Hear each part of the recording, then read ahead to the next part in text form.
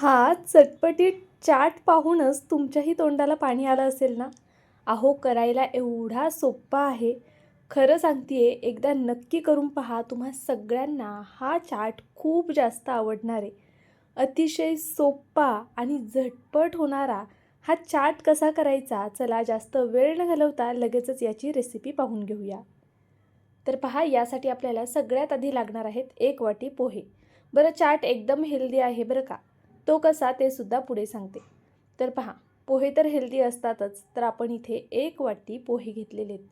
तुम्हाला किती प्रमाणामध्ये हा चाट करायचा आहे त्यानुसार तुम्ही पोह्यांचं प्रमाण कमी जास्त करू शकता. तर पहा, इथे मी जे आपण रेग्युलर पोहे खातो ना, कांदा पोहे करण्यासाठी जे पोहे वापरतो, तेच पोहे घेतलेले आहेत. छान चाळून घ्यायचे आहेत आपल्याला पोहे आणि त्यानंतर मग ह्याला धुवून घ्यायचे आहेत. तर पहा, इथे मी जवळपास 2 मुठी इतपत पोहे घेतलेले आहेत. आता हे पोहे आपण छान असे स्वच्छ पाण्याने धुवून घेऊया. कमीत कमी 2 ते 3 पाण्याने आपल्याला हे पोहे धुवून घ्यायचे आहेत. बऱ्याचदा पोह्यावरती भरपूर प्रमाणामध्ये डस्ट असते, पोह्याचं पाणी भरपूर काळपट असं निघतं. त्यामुळे शक्यतो 2-3 पाण्याने पोहे धुवायचे आहेत. तर पहा, असे हलक्या हाताने चोळून मी हे पोहे धुवून घेते. तुम्हाला अशा छान छान रेसिपीज आवडत असतील तर प्लीज चॅनलला नक्की सबस्क्राईब करून घ्या आणि जर तुम्ही व्हिडिओला अजून लाईक केलं नसेल तर लाईकसुद्धा करून घ्या. संपूर्ण व्हिडिओ पाहिल्यानंतरनं रेसिपी कशी वाटते ते कमेंट बॉक्समध्ये नक्कीच कळवा. तर पहा, इथे जवळपास 2-3 पाण्याने मी हे पोहे धुवून घेतलेले आहेत आणि पोह्यांमध्ये एवढं असं खाली पाणी आपल्याला ठेवायचे. तर पहा, आता हे पोहे थोडंसं पाणी ठेवल्यामुळे ना छान असे भिजले जातील. हे जरा वेळ साईडला ठेवून देऊया आणि मिक्सरच्या भांड्यामध्ये एक छोटंसं वाटण तयार करूया. तर पहा, त्यासाठी आपल्याला मिरच्या घ्यायच्या आहेत. तुम्ही मिरच्या तुमच्या आवडीनुसार, तिखटानुसार कमी जास्त करू शकता आणि सोबतच लसूण पाकळ्या घ्यायच्या आहेत आपल्याला. त्यानंतरनं अर्धा इंच आलं घेतलेलं आहे. आलं असं कट करून घालूया, म्हणजे कसं छान असं बारीक होईल. जर तुम्ही अखंड तसंच घातलं ना तर आल्याचे थोडे मोठे तुकडे राहतात आणि मग ते दाताखाली आले की मुलं खायला कंटाळा करतात. तर पहा, हे असं मी बारीक असं आता वाटून घेते. तर इथे आपली मिरची छान अशी वाटून झालेली आहे. आता यामध्ये मी ना थोडेसे वाटाणे घालून घेणार आहे. जर तुमच्याकडे वाटाणे असतील तर घाला, नाही घातलेत तरी चालणार आहे. वाटाणे पूर्णपणे ऑप्शनल आहेत. मी इथे थोडेसे वाटाणे घातलेले आहेत. आता हे मिक्सरला फिरवून घेऊया. तर पहा, ओबडधोबड असं हे छान असं मी फिरवून घेतलेलं आहे. आता जरा वेळ हे साईडला ठेवायचं आहे आपल्याला आणि या रेसिपीसाठी जो महत्त्वाचा आपल्याला जिन्नस लागणार आहे ना, तो घ्यायचा आहे. तर इथे मी मेथी घेतलेली आहे. पाहू शकता तुम्ही, मुठभरच मेथी आहे, खूप जास्त नाही आहे. अगदी मुठभर मेथी घ्यायची आहे, तेवढी पुरेशी आहे. जर तुम्हाला इथे मेथी वापरायची नसेल ना तर तुम्ही पालक किंवा कोथिंबीर किंवा शेपू, अगदी तुम्हाला आवडेल त्या पालेभाजीचा इथे उपयोग करू शकता. तांदुर्डा वगैरे सुद्धा तुम्ही घेऊ शकता. महत्त्वाचं काय, आपल्याला हा पदार्थ थोडा पौष्टिक बनवायचा आहे आणि या निमित्तानेच मुलं भाज्या खातात, त्यामुळे जितक्या शक्य होतील तितक्या भाज्या तुम्हाला यामध्ये ॲड करायच्या आहेत. आता जर तुम्हाला हवं असेल तर तुम्ही मेथीसोबत इतर पालेभाजी घातलीत तरी चालेल, कॉम्बिनेशनमध्ये घातल्यात तरी चालेल किंवा सिंगल घातलीत तरीसुद्धा चालणार आहे. तर इथे मेथी मी हलकीशी अशी चिरून घेते आहे. आता मेथी मी आधीच निवडून ठेवलेली होती, म्हणून आपण भाजीसाठी निवडतो तशी निवडलेली आहे. तुम्ही हवं तर नुसती पानं घेतलीत तरी चालेल. तर पहा, इथे आपले पोहे तोपर्यंत छान असे भिजले गेलेले आहेत. हे पोहे मोकळे करून घेऊया आणि छान असे हातानेच मॅश करून घेऊया. हे पोहे आपल्याला हाताने आधी मॅश करून घ्यायचे. त्यामुळे काय होईल, आपला जे पुढचं बॅटर आहे ते छान असं मिळून यायला मदत होईल. तर पहा, मी खूप डिटेलमध्ये तुम्हाला प्रत्येक गोष्ट सांगण्याचा प्रयत्न करत असते, त्यामुळे व्हिडिओ थोडा जरी आवडत असेल ना तर प्लीज व्हिडिओला एक लाईक नक्कीच करून घ्या. आता इथे आपण जी चिरून ठेवलेली मेथी होती ना ती घालून घेतली. आता मेथीसोबत पुन्हा एकदा आपण हे सर्व हाताने छान मिक्स करून घेऊया. आपल्याला नंतरने यामध्ये बाकीचं साहित्य ॲड करायचं आहे, पण आधी मेथी आणि जे पोहे आहेत ते छान एकजीव करून घ्यायचे आहेत. कारण मेथीची पानं अशी कोरडी आहेत, मग ती लवकर एकजीव होत नाहीत. त्यामुळे अशा पद्धतीने आधीच एकजीव करून घ्यायचं. नंतर आपण यामध्ये मिरची वगैरे ॲड करणार, मग हाताची आग जास्त होईल जर ह्याला खूप वेळ असं मिक्स करत बसलो तर. तर पहा, इथे मी आता मेथी छान अशी मिक्स करून घेतली. त्यानंतर आपण यामध्ये पांढरे तीळ घालून घेऊया. जवळपास 3 चमचे मी इथे पांढरे तीळ घालते आहे. त्यानंतरनं अगदी थोडीशी आपल्याला हळद घालायची आहे. यामध्ये फारसे काही मसाले घालायचे नाही आहेत, अगदी बेसिक मसाले वापरणार आहे. तर पहा, इथे 1 चमचा धना पावडर घेतलेली आहे. आता तुम्हाला हवं असल्यास तुम्ही यामध्ये चाट मसाल्याचा सुद्धा उपयोग करू शकता. इथे पोहे खायच्या चमच्याने जर मोजले तर 2 चमचे बेसन पीठ आहे. बेसन पिठामुळे बाइंडिंग छान येईल, त्यामुळे आपण बेसन पीठ घातले. बेसन पिठाऐवजी तुम्ही गव्हाचं पीठ, तांदळाचं पीठ किंवा मैदासुद्धा वापरू शकता.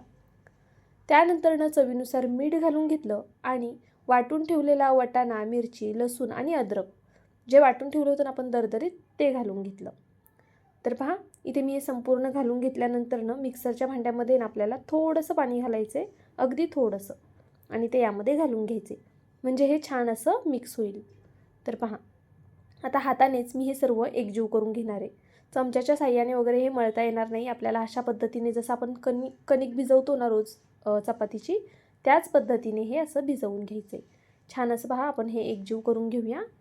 आता यापासनं तुम्ही हवं असलं तर धपाटेसुद्धा करू शकता. डायरेक्ट पॅनवरती हे बॅटर थापायचं आणि मग त्याचे धपाटेसुद्धा तयार होतील. जर तुम्हाला खूप जास्त हेल्दी करायचं आहे, तळायचं वगैरे नाही आहे, तर तुम्ही याचे धपाटे केले, मुलांना टिफिनसाठी दिले किंवा नाश्त्यासाठी बनवले, पाहुणे आल्यावरती केले तरीसुद्धा चालणार आहे. आता मी हे छान असं मळून घेते. आपण याचे कटलेट करणार आहोत आणि त्यामध्ये पुढे काय घालायचं, कसं करायचं ते सुद्धा सांगणार आहे, त्यामुळे व्हिडिओ नक्की शेवटपर्यंत पहा. तर पहा, हे आपल्याला आहे ना छान असं मळून घ्यायचं आहे आधी, कारण मेथीची पानं अशी मोकळी आहेत ना खूप, आपण खूप बारीक चिरली नाही आहे मेथी. जर खूप बारीक चिरली ना मेथी तर मग ती खूप कडवट लागू शकते. त्यामुळे जर तुम्ही फक्त पानं घेत असाल तर चिरली नाहीत तरीसुद्धा चालणार आहे. आता इथे मी साईडला गव्हाचं पीठ घेतलेलं आहे, अर्धी वाटी. गव्हाच्या पिठाऐवजी पुन्हा तुम्ही बेसन पीठ, कॉर्नफ्लॉवर किंवा मैदा किंवा तांदळाचं पीठ घेऊ शकता. ज्वारीचं, बाजरीचं घेतलं तरी चालेल. चवीनुसार मीठ घालायचे आणि यामध्ये थोडेसे पांढरे तीळ घालून घ्यायचे. सोबतच अर्धा चमचा मी इथे जिरं घालून घेणार आहे. जिऱ्यामुळे ना खूप छान चव येते. जिरं वरतून घाला, आधीच्या बॅटरमध्ये न घालता आत्ता जिरं घालायचे. त्यानंतर बारीक कट केलेली कोथिंबीर घातली आणि आता गरजेनुसार थोडं थोडं पाणी घालून हे छान अशी याची स्लरी तयार करून घ्यायची आपल्याला. तर पहा, स्लरी आहे ना खूप पातळ करू नका आणि अगदीच घट्टसुद्धा ठेवायची नाही आहे. मी या व्हिडिओत दाखवते ना, अगदी त्या पद्धतीने स्लरी करा. म्हणजे आपण जे वडे करतोय ना, त्याला असं कोटिंग जे येणार आहे स्लरीचं, ते पातळ हवं आहे. जर खूप जाड असेल तर वडा कुरकुरीत लागणार नाही आणि जर खूपच पातळ केलं तर स्लरी त्यावरती थांबणार नाही. त्यामुळे जसं व्हिडिओत दाखवते त्या पद्धतीची स्लरी करा, त्यामुळे वडा छान कुरकुरीतसुद्धा होईल आणि खायलासुद्धा छान लागेल. तर पहा, थोडं थोडं करून पाणी घालते मी, म्हणजे मग या पिठाच्या गाठी होणार नाहीत. इथे तुम्ही कोणत्याही प्रकारचं पीठ वापरलं तरी चालणार आहे. आता आपली ही स्लरी जवळपास बनवून तयार झालेली आहे. पाहू शकता तुम्ही, अशा पद्धतीने पहा स्लरी तयार करून घेतली आहे. खूप घट्ट नाही आणि अगदीच पातळही नाही.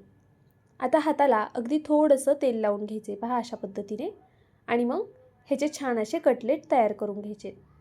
आता जसं की मी तुम्हाला व्हिडिओत दाखवले, मी ह्याचे नॉर्मल जसे कटलेट असतात ना वड्यांसारखे, बटाटे वडे आपण करतो त्या पद्धतीचे कटलेट केलेले आहेत. पण तुम्हाला हवं तर तुम्ही याचे बॉल्ससुद्धा बनवू शकता किंवा मग तुम्हाला जो आकार याला द्यायला आवडेल ना, तो आकार तुम्ही नक्कीच देऊ शकता. अगदी मेदूवडेसुद्धा तुम्ही याचे करू शकता. तर पहा, अशा पद्धतीने मी याला छान असा वड्यांचाच आकार देऊन घेणार आहे आणि थोडे असे जाडसरच ठेवणार आहे, कारण आपण हा एक प्रकारचा चाट करतोय ना, त्यामुळे. तुम्हाला हवं तर तुम्ही अगदी पातळ थापलेत आणि तळलेत तरी चालेल किंवा मग जरा पातळ थापून शॅलो फ्राय केलेत ना तरीसुद्धा चालणार आहे. तर पहा, अशा पद्धतीने मी आता हे सगळेच वडे तयार करून घेणार आहे. या बॅटरपासून जवळपास 9-10 वडे तयार होतात. तर 3 जणांसाठी हा नाश्ता पुरेसा आहे. अगदी पोटभरीचा नाश्ता होऊन जातो 3 जणांसाठी. तर तुम्हाला किती प्रमाणात करायचे ना, त्यानुसार तुम्ही हे बॅटर कमी जास्त करू शकता, पोहे आणि मेथी वगैरे. तर चला, हे वडे आता बघा बनवून झालेले आहेत. आपले 9 वडे तयार झालेले आहेत इथे. आता हे स्लरीमध्ये घालून घेऊया आणि छान असं ह्याला कोट करून घेऊया. मी तर म्हणेल चमच्याने करण्यापेक्षा आहे ना हातानेच करा, म्हणजे मग छान असं ते कोट होतं आणि वडासुद्धा तुटणार नाही. तर पहा, अशा पद्धतीने स्लरी वरतून थोडीशी घालून घ्यायची. पहा, अगदी परफेक्ट स्लरी झालेली आहे. जास्त पातळ नाही आणि जास्त घट्टही नाही. तर आता आपण हे गॅसवरती तेल गरम करण्यासाठी ठेवलं होतं आणि इथे माझ्याकडनं एक मिस्टेक अशी झाली की गॅस चुकून बंद झालेला, त्यामुळे तेल गरम झालं नव्हतं. तर तेल छान गरम होऊन द्या आणि त्यानंतर मग पुढचे वडे मी इथे सोडून घेतलेले आहेत. पहा, अशा पद्धतीने. आता इथे गॅसची फ्लेम सगळ्यात महत्त्वाचं आहे. आपल्याला गॅस मोठाच ठेवायचा आहे. मोठ्या गॅसवरच आपल्याला हे वडे तळायचे आहेत. यामध्ये सगळ्या पदार्थ सगळे शिजलेले आहेत. पोहे शिजायला फारसा वेळ लागत नाही, मेथी शिजायला फारसा वेळ लागत नाही आणि वाटाण्यांनासुद्धा फारसा वेळ लागत नाही. आणि हे तिन्ही गोष्टी अशा आहेत की त्या कच्च्या खाल्ल्यात तरीसुद्धा चालणार आहेत. त्यामुळे कच्चं तर राहणार नाही आहे, पण एक भाग सांगते की आपल्याला हे मोठ्याच गॅसवरती तळून घ्यायचे. जर तुम्ही बारीक गॅसवरती हे तळत बसलात ना तर खूप जास्त वडे तेल पितील.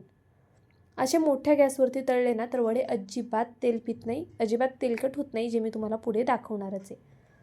वड्यांना छान गोल्डन सोनेरी रंग येऊन द्यायचा आहे, अगदी या पद्धतीने. म्हणजे तो दिसायला तर छान दिसेल, पण छान असा रंग आल्यामुळे वडा खायला खूप कुरकुरीत आणि मस्त लागेल. तर पहा, इथे मी एक एक करून अशा पद्धतीने हे वडे आता तेलातनं काढून घेते. एका वेळी तेलामध्ये जितके बसतील तितके वडे तुम्ही एका वेळी तळू शकता. वेगवेगळ्या आकाराचे सुद्धा तुम्ही हे वडे करू शकता. तर पहा, अशा पद्धतीने आता मी दुसरे वडे यामध्ये सोडून घेते. पहा, आता कसं तेल छान कडकडीत गरम आहे ना, अशा पद्धतीनेच तेल छान गरम हवं आहे. म्हणजे धूर नको आहे त्यातनं निघायला, पण तेल छान गरम हवं, म्हणजे वडा सोडल्याबरोबर असा चर्र आवाज येईल. तर पहा, इथे मी एक एक करून अशा पद्धतीने पुन्हा 3 वडे सोडून घेते आणि आता हे वडेसुद्धा तळून घेते. तर आपले सगळे वडे इथे तळून झालेले आहेत, पाहू शकता तुम्ही. वडे दिसायला जेवढे सुंदर दिसतात ना त्यापेक्षा खायला जास्त रुचकर लागतात. आता तुम्हाला हवं तर तुम्ही हे वडे असे नुसते खाऊ शकता, किंवा मग आपले जे ब्रेड असतात ना त्याला चटणी, पुदिन्याची चटणी वगैरे लावून, केचप लावून तसे सुद्धा तुम्ही खाऊ शकता, किंवा वडापावसारखे सुद्धा तुम्ही खाऊ शकता. नाहीतर मग आत्ता जो पुढे मी तुम्हाला चाट दाखवते ना त्या पद्धतीने केले तरी चालेल. तर पहा, अप्रतिम असे झालेले आहेत. तीळ वगैरे घातलेत ना आपण, त्यामुळे हे वडे दिसायला खूप छान दिसतात. मेन म्हणजे खूप कुरकुरीत आणि मस्त होतात. तर इथे मी प्लेटमध्ये आता हे वडे ठेवून घेते. तर पहा, मी इथे एक प्लेट तयार करून दाखवते आहे तुम्हाला. वडे गरम गरम आहेत ना तरच खायचे, जास्त छान लागतात. आणि जर तुम्ही टिफिनसाठी करताय तर वडे न करता थालीपीठं करा, थंड झाल्यावर सुद्धा छानच लागतील आणि पौष्टिकसुद्धा राहतील. तर पहा, यावरती मी आधी आहे ना दही घालून घेतलेलं आहे. दह्यामध्ये ना अगदी थोडीशी साखर घालायची आणि ती फेटून घ्यायची आणि मग ते दही वापरायचं. जर तुम्हाला गोड दही आवडत नसेल तर तुम्ही आपलं नॉर्मल जे दही असतं तेच घातलं तरी चालेल. वरतून थोडीशी काळी मिरी पावडर घातलेली आहे आणि त्यानंतर ना लाल तिखट. त्यामुळे ना हे वडे थोडेसे चटपटीत आणि छान लागतील. आता तुमच्याकडे जर आलू भुजिया, शेव असेल तर तुम्ही ती घाला, डाळिंब असतील ते घाला.